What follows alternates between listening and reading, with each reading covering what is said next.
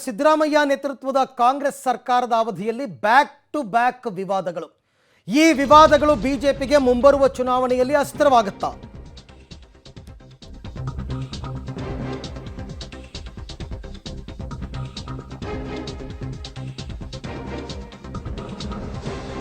ಲೋಕಸಮರದ ಹೊತ್ತಲ್ಲಿ ಬಿಜೆಪಿಗೆ ಮಹಾ ಅಸ್ತ್ರ ಬ್ಯಾಕ್ ಟು ಬ್ಯಾಕ್ ವಿವಾದಗಳು.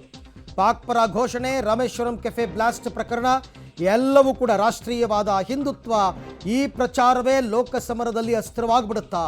ಪಾಕ್ ಪರ ಘೋಷಣೆ ಬೆನ್ನಲ್ಲೇ ಮುಗಿಬಿದ್ದಿದ್ದಾರೆ ಬಿಜೆಪಿ ನಾಯಕರು.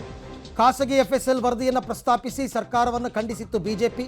ಈಗ ಮೂವರ ಬಂಧನ ಆಯಿತು, ಕ್ಷಮೆ ಕೇಳಬೇಕು ಅಂತ ಈಗ ಬಿಜೆಪಿ ಪಟ್ಟು ಹಿಡ್ಕೊಂಡು ಕೂತಿದೆ. ಕ್ಲಿಯರ್ ಆಗಿ ನಾಸೀರ್ ಹುಸೇನ್ ಜಿಂದಾಬಾದ್, ಸೈಯದ್ ಸಾಬ್ ಜಿಂದಾಬಾದ್ ಅಂತ ಹೇಳೋದು ಕೇಳಿಸ್ತಾ ಇದೆ. ನಾವು ಕೂಡ ಭಾಳ ಜವಾಬ್ದಾರಿಯಾಗಿ ಒಬ್ಬ ಪಕ್ಷದ ಸಂವಹನ ಅಧ್ಯಕ್ಷನಾಗಿ ಆ ಆಡಿಯೋ ಬಂದಾಗ ಹಲವಾರು ಮೀಡಿಯಾದ ವಿಡಿಯೋ ಫುಟೇಜು, ಆಡಿಯೋ ಫುಟೇಜು, ರಾ ಫುಟೇಜು ತಗೊಂಡು ಖಾಸಗಿಯಾಗಿ ನಾವು ಆಡಿಯೋ ಫೊರೆನ್ಸಿಕ್ ಮಾಡಾದಮೇಲೆ ನಾವು ನಮ್ಮ ಪಕ್ಷದ ನಿಲುವನ್ನು ಹಾಕಿದ್ದೀವಿ. ನಿನ್ನೆ ಸ್ಪಷ್ಟವಾಗಿ ಅಲ್ಲಿ ಯಾವುದೇ ರೀತಿಯಾದಂಗೆ ಪಾಕಿಸ್ತಾನ ಪರ ಘೋಷಣೆ ಕೂಗಿಲ್ಲ.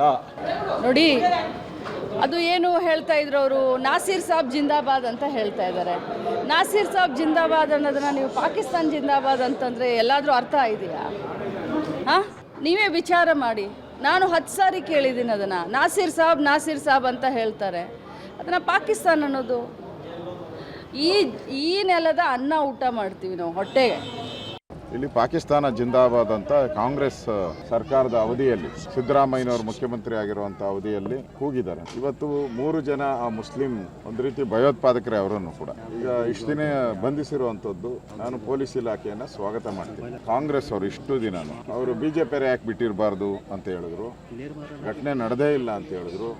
ಈಗ ಅವರು ಯಾವ ಮುಖ ಇಟ್ಕೊಂಡು ಕಾಂಗ್ರೆಸ್ ಅವರು ಜನರನ್ನು ಎದುರಿಸ್ತಾರೆ. ಇವತ್ತು ಸುಮಾರು 15 ಜನ ಇದಕ್ಕೆ ಜೈ ಅಂತ ಕೂಗಿದ್ದಾರೆ. ಅವ್ರನ್ನೂ ಕೂಡ ಬಂಧಿಸಬೇಕು. ಮತ್ತು ರಾಜ್ಯಸಭಾ ಸದಸ್ಯ ಯಾರಿದ್ದಾರೆ ಅವ್ರನ್ನ ಕಾಂಗ್ರೆಸ್ ಪಾರ್ಟಿಗೆ ಮಾನ ಮರ್ಯಾದೆ ಗೌರವ ಇದ್ದರೆ ಕಾಂಗ್ರೆಸ್ ಪಾರ್ಟಿಯಿಂದ ಅವ್ರನ್ನ ವಜಾ ಮಾಡಬೇಕು. ಮಾನ್ಯ ಮುಖ್ಯಮಂತ್ರಿಗಳಿಗೆ ಒತ್ತಾಯನ ಮಾಡ್ತೇನೆ, ಅರೆಸ್ಟ್ ಮಾಡೋದು ಮಾತ್ರಕ್ಕೆ ನ್ಯಾಯ ಸಿಕ್ಕಿದೆ ಅಂತಲ್ಲ. ಯಾರು ಆ ದೇಶದ್ರೋಹಿಗಳಿದ್ದಾರೆ, ಇನ್ನೂ ಎಷ್ಟು ಜನ ಇದ್ದಾರೆ, ಅವ್ರನ್ನು ಕೂಡ ಅರೆಸ್ಟ್ ಮಾಡಿ. ಇವ್ರ ಹಿನ್ನೆಲೆ ಏನು, ಯಾತಕ್ಕೋಸ್ಕರ ವಿಧಾನಸೌಧದ ಒಳಗಡೆ ಬಂದ್ರು ಇವರು, ಪಾಕಿಸ್ತಾನ್ ಜಿಂದಾಬಾದ್ ಅಂತ ಹೇಳಿ ಘೋಷಣೆ ಕೂಗೋದಕ್ಕೆ ಅವರು ಪ್ರಚೋದನೆ ನೀಡಿರ್ತಕ್ಕಂಥದ್ದು ಯಾರು, ಇನ್ನು ಯಾರ್ಯಾರು ಇವ್ರ ಜೊತೆ ಸಂಪರ್ಕದಲ್ಲಿ ಇದ್ದಾರೆ, ಇವೆಲ್ಲವನ್ನು ಕೂಡ ಮುಂದಿನ ದಿನಗಳಲ್ಲಿ ರಾಜ್ಯದ ಜನತೆ ಮುಂದೆ ಹೊತ್ತು ತಿಳಿಸಬೇಕಾಗಿದೆ. ಕಾಂಗ್ರೆಸ್ ಪಕ್ಷ ನೇರವಾಗಿ ದೇಶದ್ರೋಹಕ್ಕೆ ಬೆಂಬಲ ಕೊಟ್ಟಿದೆ ಅನ್ನೋದಕ್ಕೆ 3 ಜನ ಪಾಕಿಸ್ತಾನ್ ಜಿಂದಾಬಾದ್ ಅಂತ ಕೂಗಿರಂತ ವ್ಯಕ್ತಿಗಳಿಗೆ ಅರೆಸ್ಟ್ ಮಾಡಿದೆ ಸಾಕ್ಷಿ. ಉಪಮುಖ್ಯಮಂತ್ರಿ ಆಗಿರೋಂಥ ವ್ಯಕ್ತಿ DK ಶಿವಕುಮಾರ್ ಅವರು ಮತ್ತು ಮಂತ್ರಿಮಂಡಲದಲ್ಲಿರುವಂಥ ಪ್ರಿಯಾಂಕಾ ಖರ್ಗೆ ಅವರು ಮತ್ತು ಲಕ್ಷ್ಮೀ ಹೆಬ್ಬಾಳ್ಕರ್ ಅವರು ಈ ರೀತಿ ರಾಷ್ಟ್ರದ್ರೋಹಿಗಳಿಗೆ ಬೆಂಬಲ ಕೊಟ್ಟಂಥ ಕಾಂಗ್ರೆಸ್ ಪಕ್ಷ ನೇರವಾಗಿ ಬೆಂಬಲ ಕೊಟ್ಟಿರೋದು ನೋಡಿದಾಗ ಈ ಪಕ್ಷ ದೇಶವನ್ನು ಏನು ಬೇಕಾದ್ರೂ ಮಾಡ್ಬೋದು ಅನ್ನೋಂಥ ಒಂದು ಸ್ಥಿತಿಗೆ ತಂದಿದ್ದಾರೆ. ಈ ಸಂದರ್ಭದಲ್ಲಿ ಪೊಲೀಸರಿಗೆ ನೀವು ಬಂಧಿಸಿರೋದು ಸ್ವಾಗತಾರ್ಹ. ಸಮಗ್ರ ತನಿಖೆ ಆಗಬೇಕಾದ ಅವಶ್ಯಕತೆ ಇದೆ. ಇವರೇನು ಪಾಕಿಸ್ತಾನದ ಗಡಿ ಭಾಗದಲ್ಲಿ ಇರೋರು ಅಲ್ಲ, ಕರ್ನಾಟಕದಲ್ಲಿ ಇರುವಂಥವರು.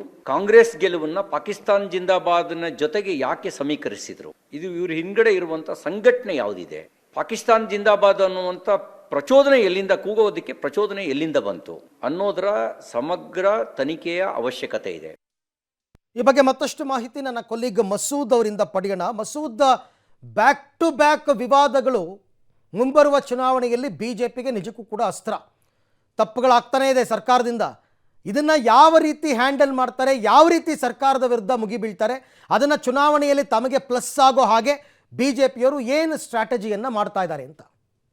ಅರವಿಂದ್, ಕಾಂಗ್ರೆಸ್ ವಿರುದ್ಧವಾಗಿ ಕಳೆದ 8-9 ತಿಂಗಳಿಂದ ಏನೆಲ್ಲ ಅಸ್ತ್ರಗಳು ಸಿಕ್ಕಿದವೋ ಅದನ್ನು ಕೂಡ ಪರಿಣಾಮಕಾರಿಯಾಗಿ ಬಿಜೆಪಿ ಬಳಕೆ ಮಾಡ್ಕೊಳ್ತಾ ಇದೆ. ಇನ್ನೊಂದೇನೆಂದರೆ ರಾಷ್ಟ್ರೀಯವಾದ ಮತ್ತು ಹಿಂದುತ್ವ ರಾಜಕಾರಣ ಆಧಾರದಲ್ಲಿ ರಾಜಕಾರಣ ಮಾಡ್ಕೊಂಡು ಬರ್ತಾ ಇರೋ ಬಿಜೆಪಿಗೆ ಈ ಪಾಕ್ ಪರ ಘೋಷಣೆ ಪ್ರಕರಣ ಆಗಲಿ ಅಥವಾ ರಾಮೇಶ್ವರ ಕೆಫೆ ಬಾಂಬ್ ಬ್ಲಾಸ್ಟ್ ಆಗಲಿ, ಇವು ಕೂಡ ಒಂದಷ್ಟು ಅಸ್ತ್ರಗಳನ್ನು ಕೊಟ್ಟಿರುವಂಥದ್ದು. ಈಗ ಚುನಾವಣೆ ಬೇರೆ ಬರ್ತಾ ಇದೆ, ರಾಷ್ಟ್ರೀಯವಾದ ರಾಜಕಾರಣ ಜೊತೆಗೆ ಹಿಂದುತ್ವ ಪಾಲಿಟಿಕ್ಸು, ಇವಕ್ಕೆ ಪೂರಕ ಆದಂತಹ ಅಸ್ತ್ರಗಳನ್ನು ಬಿಜೆಪಿ ಕೈಗೆ ಈ 2 ಪ್ರಕರಣಗಳು ಕೂಡ ಇಟ್ಟಿರುವಂಥದ್ದು. 2 ಪ್ರಕರಣಗಳಲ್ಲೂ ಕೂಡ ಸರ್ಕಾರದ ನಡವಳಿಕೆ, ಸರ್ಕಾರದ ವಿಳಂಬ ಧೋರಣೆ, ಸಚಿವರ ಎಡವಟ್ಟು ಹೇಳಿಕೆಗಳು ಇವುಗಳನ್ನ ಮುಖ್ಯವಾಗಿ ಜನರತ್ತ ತೆಗೆದುಕೊಂಡು ಹೋಗಬೇಕು ಅನ್ನುವಂತಹ ನಿರ್ಧಾರದಲ್ಲಿ ಬಿಜೆಪಿ ಮುಂದಾಗಿದೆ. ಆ ಮೂಲಕ ಕಾಂಗ್ರೆಸ್ ವಿರುದ್ಧವಾದಂತಹ ಒಂದು ಜನಾಭಿಪ್ರಾಯ ರೂಪಿಸಬೇಕು ಅನ್ನುವಂತಹ ತಂತ್ರಗಾರಿಕೆಯನ್ನು ಬಿಜೆಪಿ ಮಾಡ್ತಾ ಇದೆ. ಚುನಾವಣೆ ಅಸ್ತ್ರ ಖಂಡಿತವಾಗಿಯೂ ಕೂಡ ಬಿಜೆಪಿಗೆ ಇದು ಆಗುತ್ತೆ. ಸಚಿವರ ಹೇಳಿಕೆಗಳೇನೇ ಇದಾವೆ, ಹೇಳಿಕೆಗಳು ಕಾಂಗ್ರೆಸ್ಗೂ ಕೂಡ ಒಂದು ರೀತಿಯಲ್ಲಿ ಡ್ಯಾಮೇಜ್ ಮಾಡುವಂಥದ್ದು, ಅದು ದೇಶದ ಹಿತಾಸಕ್ತಿಗೆ ವಿರುದ್ಧವಾಗಿ ಹೇಳಿದ್ದಾರೆ ಅನ್ನುವಂತಹ ವಿಚಾರವನ್ನೇ ಮುಂದೆ ಮಾಡಿಕೊಂಡು ಬಿಜೆಪಿ ಹೋಗ್ತಾ ಇರೋ ಹಿನ್ನೆಲೆಯಲ್ಲಿ ಒಂದು ರೀತಿಯಲ್ಲಿ ಕಾಂಗ್ರೆಸ್ಗೂ ಡ್ಯಾಮೇಜು, ಇನ್ನೊಂದು ಕಡೆ ಚುನಾವಣಾ ಲಾಭವನ್ನು ಬಿಜೆಪಿ ಮಾಡ್ಕೊಳ್ಳೋದಕ್ಕೂ ಕೂಡ ಮುಂದಾಗಿದೆ.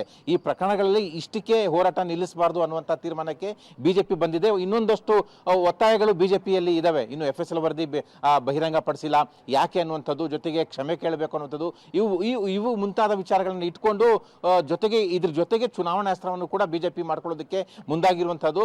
ಆ ಹಿನ್ನೆಲೆಯಲ್ಲೇ ಏನು ಪ್ರಚಾರ ಇರುತ್ತೆ, ಪ್ರಚಾರ ಸಂದರ್ಭದಲ್ಲಿ ಈ ಎಲ್ಲ ವಿಚಾರಗಳನ್ನು ಕೂಡ ಅಂಶಗಳನ್ನು ಕೂಡ ಸೇರಿಸಿಕೊಂಡು ಪ್ರಚಾರ ಮಾಡಬೇಕು ಕಾಂಗ್ರೆಸ್ ವಿರುದ್ಧ ಅನ್ನುವಂತಹ ತಂತ್ರಗಾರಿಕೆಯನ್ನು ಬಿಜೆಪಿ ಮಾಡ್ತಾ ಇದೆ. ಅರವಿಂದ್.